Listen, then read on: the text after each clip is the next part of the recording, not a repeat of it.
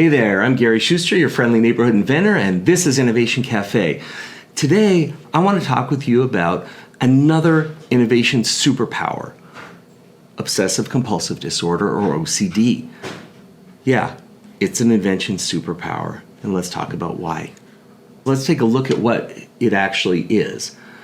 It's commonly known for intrusive thoughts and compulsive behavior. It's a very strange thing to live with.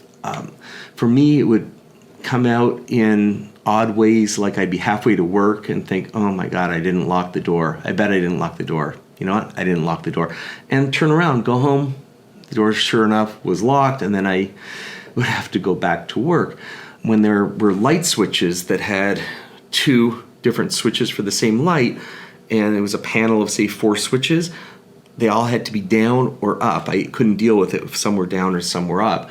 I've spent a lot of years learning how to manage it, and so it's not really a disruption to my daily life anymore, but it has real upsides. In addition to having compulsive behaviors, intrusive thoughts, you're going to have the same types of behaviors and thoughts about other things. So for me, for example, when there's a problem that I can't solve and it's really bugging me, that thing stays in my head. And it's like getting a song stuck in your head. It's just everything always comes back to that problem. And that means you're focused more on solving it, and you're more likely to solve it. You have better attention to detail. You have a better drive for perfection. You have an ability to hyper-focus on specific problems. Now, these traits, if directed toward innovation, can lead to breakthroughs that other people might overlook. It's really simple. Remember, the inventions you can patent are things that are not obvious to someone of ordinary skill in the art. They're novel. They're useful. If you think in a novel way, if you think in a non-obvious way, you're much more likely to come up with a non-obvious, quite novel invention. So this is a superpower, but it's a hard superpower to have.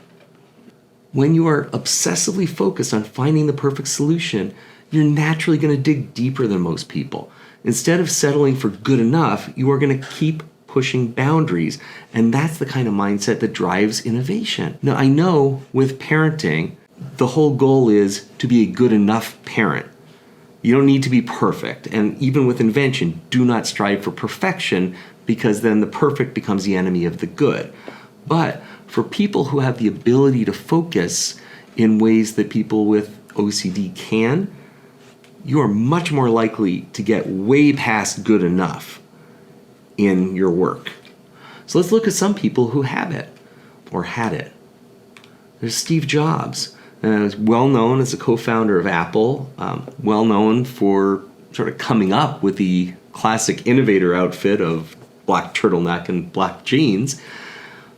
But he was known for an obsessive attention to detail.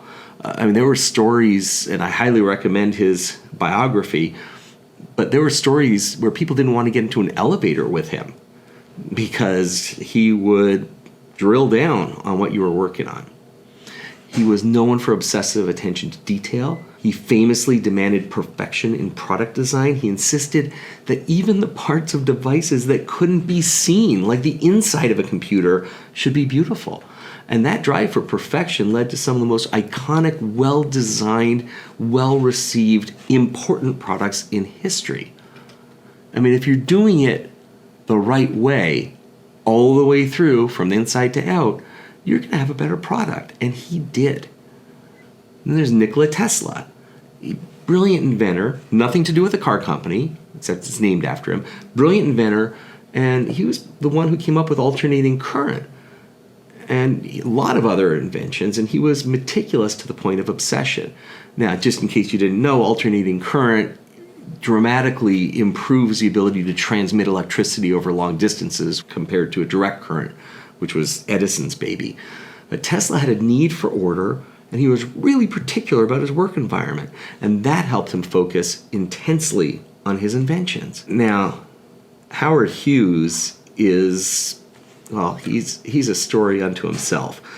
Aviation pioneer, film producer, and he did exhibit OCD behaviors throughout his entire life.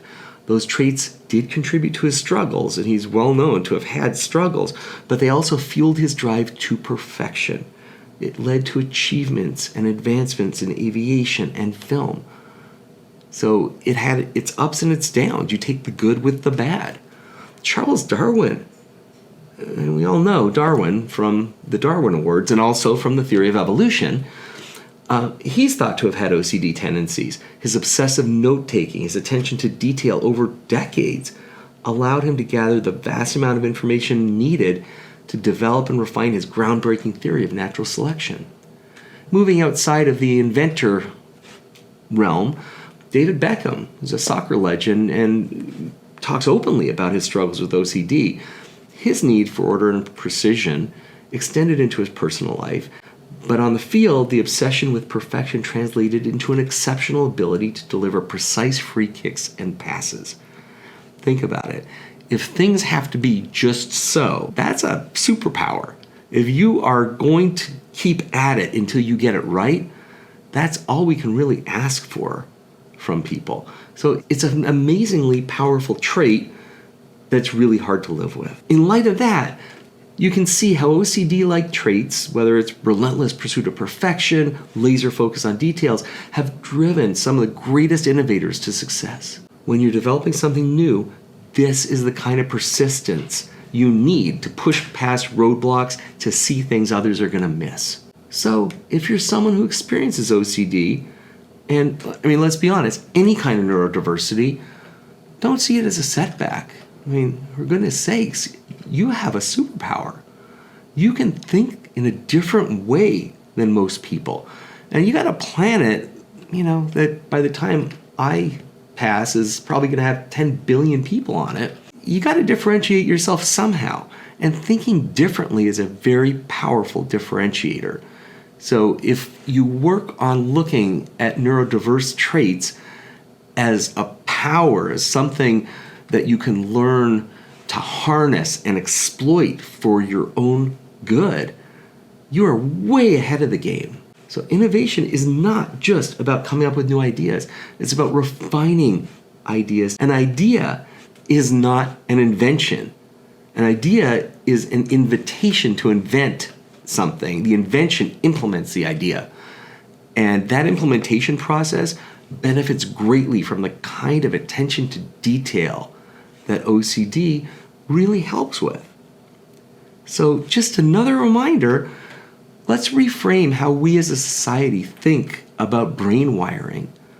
It's good to be wired differently, provided that you get appropriate help in dealing with problems that come from that different wiring. I mean, I've been very, very straightforward about my neurodiverse traits. I have ADHD like nobody's business. I have many OCD traits, and throughout my life, I've had issues with depression. And the combination of medication and therapy, the negative side effects on my personal life have been minimized. But I have assiduously avoided allowing that to spill over into my work life. I want those traits for creativity. And not just in inventing. I mean, in the legal work I do too. These are amazing traits to have. Let's rethink neurodiversity. It's a good thing. If you have questions or thoughts about neurodiversity and especially OCD and how it can empower innovation, please make some comments. I am far from the world's leading expert on the intersection of OCD and living your life, but I do know a whole lot about invention, and I have spent a lot of time studying how different brains work. And I would love to hear your feedback. Please challenge me on some of the things that I'm advocating here if you feel like I've got it wrong. And if you feel like I had it right, hey, like, subscribe, send the link to a friend. So going forward, remember, thinking differently is your superpower. Use it and we will all benefit. I'm Gary Schuster. This has been Innovation Cafe. Don't forget to like, subscribe, and comment. Please stay creative, stay awesome, and we'll catch you next time.